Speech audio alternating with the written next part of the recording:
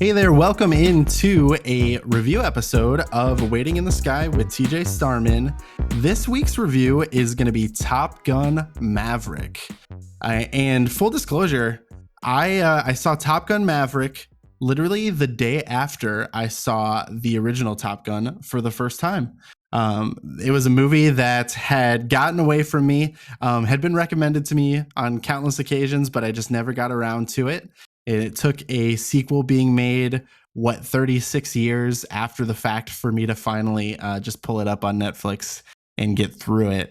So you're going to get some fresh takes on both the original and the sequel in this review episode. But before I get into all of that, I just want to take a moment to remind you, if you've not already subscribed, followed, liked, or reviewed the show, whatever is the most fitting verb, please consider taking a moment to do so. Because we're such a small podcast, every single like, share, new follower, all of that means just so much. It also allows me to continuously put more effort and energy into making the show better. So I would ask you just to consider doing so. If you've already done that, I am so appreciative. So thank you so much. But let's go ahead and get into this review. So Top Gun Maverick, the kind of rough story synopsis, which is going to be pretty much the only thing that's non-spoilery for this review. And then I'm going to dig into spoilers for both the original and the sequel here. But kind of the story synopsis is that Tom Cruise's character, Captain Pete Maverick Mitchell, is tasked with returning to Top Gun, which is like an elite Navy fighter pilot school, to teach a crop of students that have all graduated from Top Gun and prepare them for a new mission to destroy a uranium facility, I believe it is. And so this is being billed as like a nearly impossible mission. And Richard is probably going to chastise me for making that pun, but I had to do it.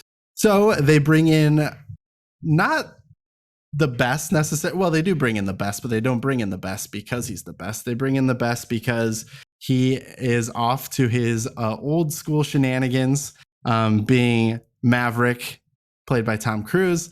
And so through some connections, he ends up teaching as a way to kind of make up for his shenanigans. And so one of the students in the class is the son of his former co-pilot, Goose, whose name is Rooster, played by Miles Teller.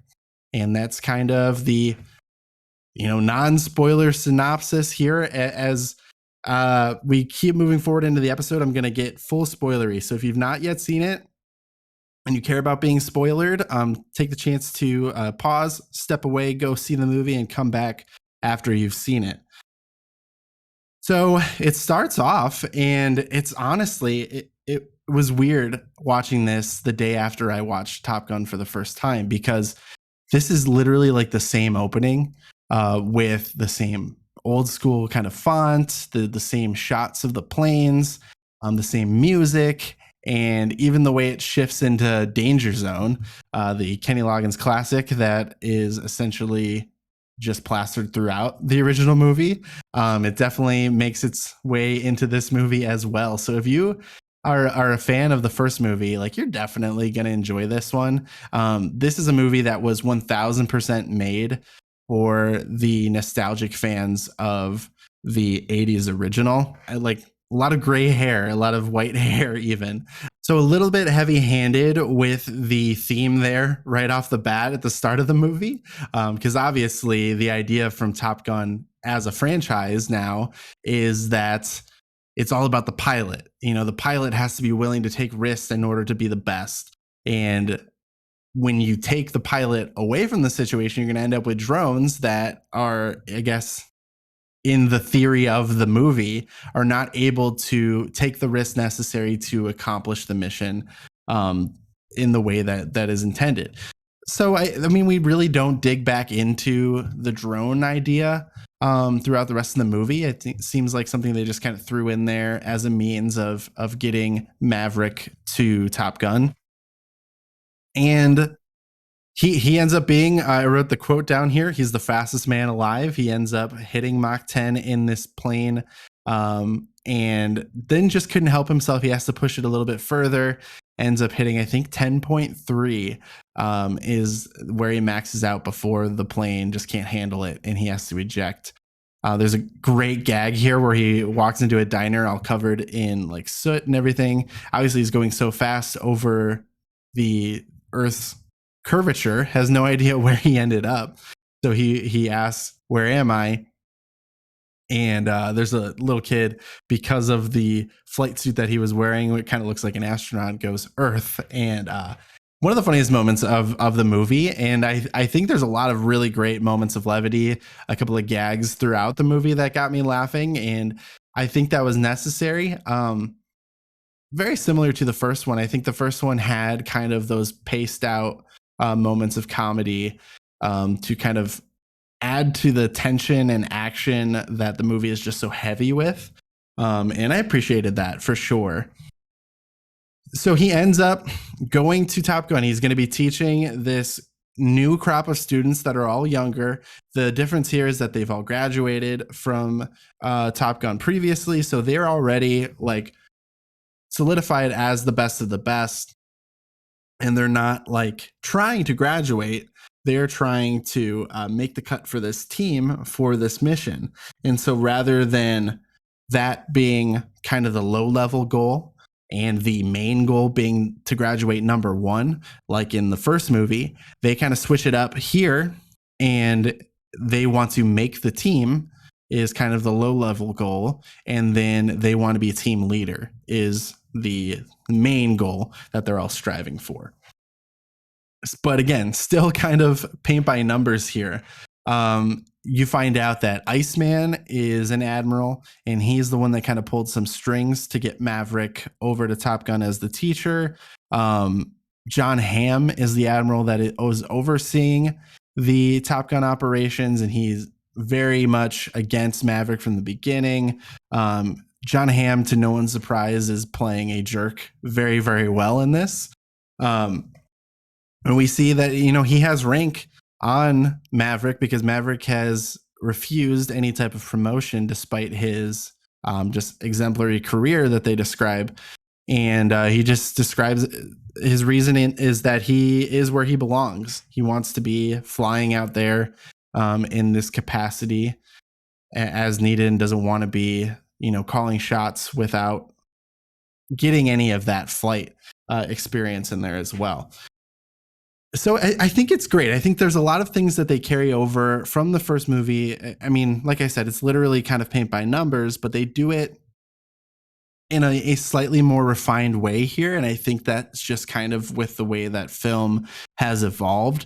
So you get kind of the same underlying themes, but they're done a little bit differently in a more modern way, a more modern approach to everything for the most part. But you're just going to be sprinkled in with all of these references. And so that's the main thing. If you saw Top Gun and you enjoyed Top Gun, you're going to love Top Gun Maverick. We get the let's see here. They kind of just replaced characters from the roster of students in the first one, where Maverick, who I mean, he kind of fills that role himself as being there despite being the teacher. But then you get Iceman is replaced with Hangman. You get Goose is replaced with Rooster. They're playing like very similar roles in their personalities and everything too. Whereas Hangman, it gets a little bit of Maverick sprinkled in there too, because they make a point that he gets his name for always leaving his wingman hanging them out to dry. And so that's where he got his name. There's obviously there's a much more diverse cast here than in the original. There's a female pilot, Phoenix, who they take jabs at her because it's kind of still like a boys' club, despite all of that. But for the most part, I like the characters that they brought in for this one. there's still really only a few that play any kind of significance. I think you get Phoenix and Bob as some the more important characters. Hangman and Rooster, like I mentioned as well. Maverick obviously is an important character, and then you get John Hamm's character.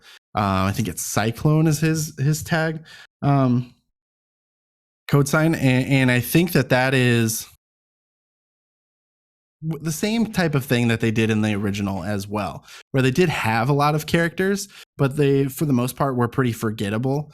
And so you're really only focused on like 4 or 5 characters. You get the love interest in this one, which I'm forgetting the name of the love interest in the first one, but it's not important because it's a different character altogether, but still someone that Maverick has a history with, I believe, but not something we've seen on screen. It's just kind of hinted at that they had a relationship. And so that's Penny, played by Jennifer Connelly, who I made a note here is just ridiculously attractive at her age. But I think there's a nice romantic relationship between her and Maverick. It's hard to truly paint the picture of that relationship without having seen their past, because they do kind of reference it on a few occasions, but they don't really, we don't have the benefit of having seen it firsthand. And so that's kind of tough, but I think for the most part, they do a good job. It's also kind of hard to paint Tom Cruise, who I'm not sure what his age is, but I think he's like 60 at this point, as like this, rebel loner kind of bachelor, the way that he was depicted in the first one, but they still go for it. Like I think it's funny about Tom Cruise movies that they seem totally committed to not showing his age whatsoever. There was a preview for Mission Impossible before this movie. And again, like, he's just doing all these crazy things. And I know for the most part that he's doing a lot of these stunts himself. So it's not, totally unrealistic, or maybe it's not any more unrealistic that Tom Cruise can do these things than it would be like Chris Pratt or something. But I think it's just interesting the way that they continue to portray him having the personality or the lifestyle of a younger man, even though he's now at this point 60 years old. But it doesn't really play too much of a role in this movie. I think there's some moments where I was like, the interactions between characters, specifically Rooster and Maverick, made me kind of question, like, how old is Tom Cruise supposed to be? Like, realistically, his type of relationship would be like an uncle, like his friend's best friend, or his dad's best friend could potentially have that kind of relationship with him. But in the end, they're like kind of buddies, as if there isn't 40 years, 30 years age difference between the two of them. But that might just be me. I think it's a little bit strange, but whatever. Another thing that they substitute here, we get a very unique take on football in place of volleyball, where they're playing like head to head. I think I wrote down weird game of football, and then Maverick explains it as playing offense and defense at the same time. But unfortunately, we don't get playing with the boys during this segment, which was probably the only, one of a few notable like fan service moments that they didn't go all in on. The other one that I would bring up is at the very end. They don't give us "you can be my wingman anytime," and I was fully expecting it. They don't say the actual words, but they do give us that moment. And it's Rooster, running over to Maverick, and they're, embracing, and they just have that smiling at each other moment where it's like, I was ready for it. I was ready for someone to say the line. Neither one of them said it, but it still felt the same way overall. That's it. It's kind of like a remake without being a remake. So it does carry on the story. I think that's definitely the benefit that this movie has, in addition to like modern technology helping elevate the action sequences. It does have the past history of the original movie to build off of here. And so they're able to further explore not only Maverick's relationship with Rooster, but also his relationship with Goose kind of retroactively, and relate to that a little bit more. I was glad that I had watched the first one right before this because I didn't feel like I was missing any of that. I felt like I was fully armed to understand that relationship and the heartbreak that happens in that movie when Goose dies. If you're listening to my review of Top Gun Maverick, I hope that that's not a big spoiler for you. But when Goose dies, I mean, I felt the emotion of that scene, and I think that I almost felt more of it watching this movie throughout in the moments where they're talking about it, because you are now seeing the effects that it had on Rooster, in addition to Maverick, and just the ripple effects that it had on both of their careers as well. I do think that it it did kind of forecast or foreshadow how it was going to end. Like I went into this and I saw him at Tom Cruise Maverick as the teacher, and I was like, "There's no way he's not flying this mission at the end." Like everyone kind of was expecting it, and I don't think that really took away from much. But I think that sequence was extended, whereas in the original Top Gun, the actual like combat that they have is such a small moment in the course of the full movie, and it's really expanded on in this movie where the actual mission itself takes up a larger chunk. And I thought the mission was carried out very well. I think the tension is there in those moments when it's needed, and I also think some of the softer moments, the more touching, emotional moments are there as well too. But then obviously there's a ton of stuff to cheer about. There's a ton of stuff to laugh at, and all of that. So I think that the movie has all the ingredients, sprinkles it in very well, and it paid off. I enjoyed it. I absolutely enjoyed it. And I think another big reason I have to make this point, that I really enjoyed it. It does feel very Call of Duty esque at the end, and just over the top action, kind of glorifying these individual soldiers in this combat situation. And I think that was fine. That's exactly what it's going for. I think it works. But I think overall, they also just went Star Wars with it. And I think that if you watch this movie and you didn't pick up on that somehow, I'm going to blow your mind, because the mission that they have is that they need to follow a very curvy, treacherous path that's very low to the ground in order to approach a target that they need to target and hit precisely. And you need to have one plane come in and take out this like barrier that's blocking where they need to shoot it, and then you need to have the follower come in and actually take the shot that destroys the uranium plant as well. And it's just destroying the Death Star, but it's on Earth in fighter jets, and that's fine because I thought it was hilarious, and it worked really well, but I couldn't shake that comparison from my head. And then at the end, I mean, I was kind of waiting for the moment where, the Millennium Falcon comes in, and it didn't happen by the time that Maverick is then sacrificing himself to save Rooster. but then when the two of them are coming back at the end, and Hangman comes in and takes out the bandit that's on their tail, that's the Millennium Falcon moment. And so I just lost it because I thought that they didn't completely go with the Star Wars ending, but then they absolutely went with the Star Wars ending. And that was the biggest point I wanted to make about this movie, because it's just big, dumb summer action movie fun. And I really enjoyed my time with the first one. I thought that it made me more excited about going to see the second one. Originally, when I bought my ticket, even like I hadn't seen the first one yet. So I was just kind of like, all right, I'm going to go see this, probably make a review on it.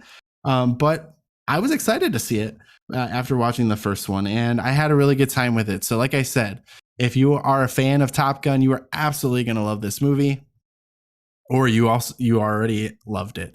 If you are not a fan of Top Gun, or if you've not seen it, highly recommend watching it first because it's going to inform your opinion a little bit more because you're going to get those comparison points. You're also going to get the backstory of the relationship between Maverick and Goose. That's going to feed into the relationship with Maverick and Rooster as well. But overall, I think I ultimately would give Top Gun the original a 3 out of 5 review score. And then for this one, like I said, because it has the benefit of the storytelling, carrying on that story, and modern technology making those combat sequences a little bit more exciting and fresh, I would give this one a higher score, but it's essentially the same movie. So I'm going to go with 3.5 out of 5 for Top Gun Maverick. If you are looking for something to really just liven up the summer for you, it's a great start of summer action movie, like I said, and I don't think you're going to be disappointed. But that is my Top Gun Maverick review. So I just want to kind of give a little bit of a heads up about what we've got working right now. So most recently, we dropped our first ever video exclusive content over on YouTube. So I had dropped a couple teases on previous episodes, recommending that you subscribe to YouTube to see what's coming next. And the payoff is here. We uploaded a Pokemon challenge video. And so that is Pokemon Leaf Green with water types only, where I play through the entirety of Pokemon Leaf Green, forming a team of only water type Pokemon. So if you're a Pokemon fan, if you've not seen a Pokemon challenge video before, I think this is a great introduction for you. If you are familiar with Pokemon challenge videos, I would love for you to check ours out and kind of see what our individual flavor and flair is. I tried to put a lot of my personality into that video, and Richard sprinkled some of his in there too. And I think it turned out really great. Really proud of that project. So definitely check it out on YouTube and subscribe while you're there, because we're going to be aiming to get one of those out at least once a month here. Aiming for the last Friday of the month. Looking ahead, we have episode 208, where we're going to be diving into Stranger Things and The Boys. A couple of very good shows that I have enjoyed to this point. I have a couple of new seasons coming up. Actually, at this point, Stranger Things season 4 has already dropped the first 7 episodes, so you can check that out. And then The Boys is going to be dropping season 3, the first episode, because they do it weekly, shortly as well. So I have a couple great conversations with Stranger Things. I brought on Colin and Whitney from Scoops Ahoy, a Stranger Things podcast, and they just brought some amazing passion and knowledge about the show.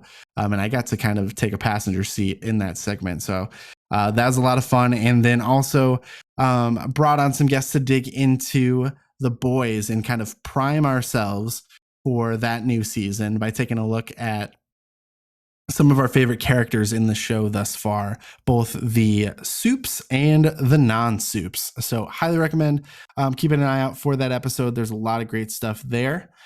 And next week's review is actually going to be on Stranger Things. So just keeping that flavor going. You can check that out 1 week from the release of this episode. But yeah, stay tuned. Like I said, if you can take a moment to review, rate, like, subscribe, follow, all of those things, I'd greatly appreciate it. Thank you to those of you who have done that. We'll see you next time.